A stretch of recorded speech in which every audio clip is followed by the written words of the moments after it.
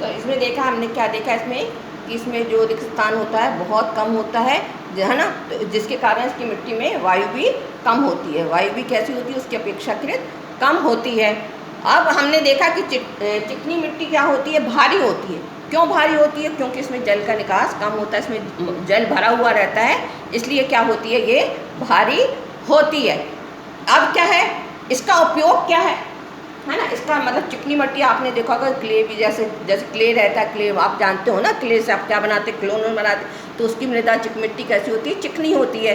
तो इसका उपयोग क्या है, इससे खिलौने बनाए जाते हैं ना, जो बच्चे आप लोग खिलौने बनाते हैं वो बनाए जाते हैं। इससे मूर्तियाँ बनाई जाती हैं, है ना, जो मूर्तियाँ बनी रहती है वो किससे बनी रहती है, मृदा से बनी रहती है ना। मिट्टी के जो बर्तन बनाए जाते हैं वो भी इस मृदा से बनाए जाते हैं। इसके अलावा खेती, कृषि के लिए भी ये मिट्टी क्या रहती है, बहुत उपयोगी रहती है। गेहूँ और चने के लिए, गेहूँ और चने के फसल के लिए कौन सी मिट्टी, मृणमय मिट्टी जो रहती है वो उपयोगी होती है। तो आपने अभी देखा बलुई मिट्टी और दूसरा देखा मृणमयी मिट्टी। अब क्या है, तीसरी क्या है, दुमटी मृदा।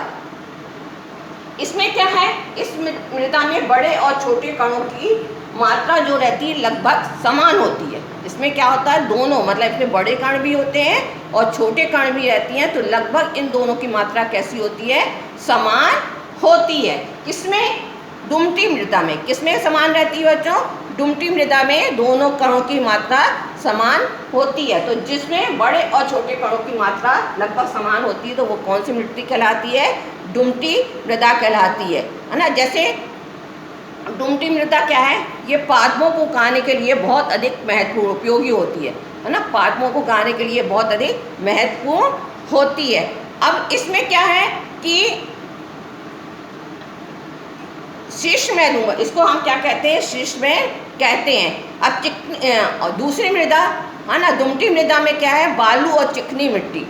दुमटी मिट्टी में बालू और चिकनी मिट्टी, और दूसरा गाद है ना, गाद नामक एक अन्य प्रकार का मृदा कणों का ये मिश्रण रहता है। तो गाद कहाँ है, ये नदी, गाद जो रहता है वो कहाँ पाया जाता है, नदी के तल में पाया जाता है।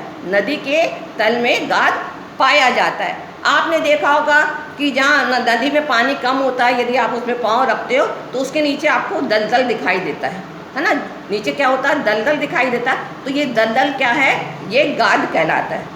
गाद क्या है, जो नदियों के नीचे दलदल कीचड़ जैसा रहता है वो क्या कहलाता है, गाद। तो इसमें दुमटी मृदा में क्या क्या रहता है, इसमें मृदा, दुमटी मृदा रहती है, बालू रहती है, चिकनी मिट्टी रहती है और गाद का ये मिश्रण होता है।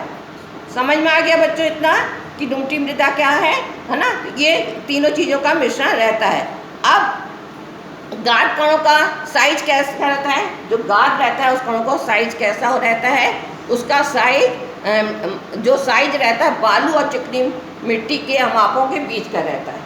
मतलब जो गाद रहती है उसका साइज क्या रहता है, बालू और चिकनी मिट्टी के बीच का साइज उसका रहता है। तो इस प्रकार की जो मतलब जो ये दुमटी मृदा है ना, उसमें ह्यूमस की मात्रा कितनी है, अधिक रहती है ना। ह्यूमस की मात्रा इन मिट्टियों की अपेक्षा, मृदा की अपेक्षा अधिक होती है। अधिक होने के कारण यह फसलों के लिए उपयोगी होती है, कृषि के लिए क्या होती है, ये उपयोगी होती है। क्यों?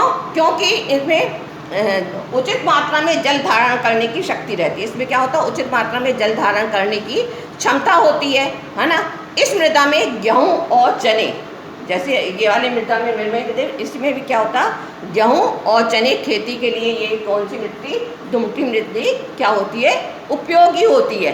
अब उसके अलावा मसूर और अन्य दाल, मसूर और अन्य दालों की खेती के लिए भी ये दुमटी मृदा जो रहती है वो बहुत उपयोगी होती है। अब हमने देखा कपास के लिए दोमट मिट्टी और बालू दोनों उपयोगी रहती है, लेकिन ज़्यादा करके दोमट मिट्टी अधिक उपयोगी रहती है। क्यों? क्योंकि इसमें जल की निकासी आसानी से हो जाती है ना। बालू में जो जल की, इसमें क्या होता है, जल की निकासी आसानी से हो जाती है, तो इसलिए दोनों मिट्टी की आवश्यकता कपास के लिए, कपास की खेती के लिए बलुई और दोनों मिट्टी की आवश्यकता होती है, उपयुक्त होती है ना। अब क्या है, आपने क्या देखा बच्चों, आज आप क्या देखा कि मिट्टी के प्रकार, मिट्टी कितनी प्रकार की होती है ना, तो उसके साइजों के अनुसार जो कणों के अनुसार मिट्टी को अलग अलग प्रकार से विभाजित किया गया। पहले हमने देखा बलुई मिट्टी, है ना, जो इसमें क्या होता है, कणों का अधिक होते हैं, बड़े कण इसमें अधिक होते हैं। फिर हमने देखा मृण्मय मृदा, इसमें क्या होता है कि बारीक सूक्ष्म कणों का अनुपात अपेक्षाकृत अधिक होता है। इसमें बड़े कणों का अनुपात अधिक होता है, इसमें बारीक कणों का अनुपात अधिक होता है। दोमट मिट्टी में इसमें दोनों कणों का लगभग समान मात्रा में होती है। इसमें बालू और मृदे मतलब चिकनी मिट्टी और बड़े कण वाली मिट्टी जो रहती है, इसमें दोनों का अनुपात लगभग समाप्त होता है ना। इनका आपके क्या क्या उपयोग है ये देख लिया बच्चों। तो आज आपको बच्चों इतना समझ में आ गया होगा, इसके आगे का हम आगे देखेंगे।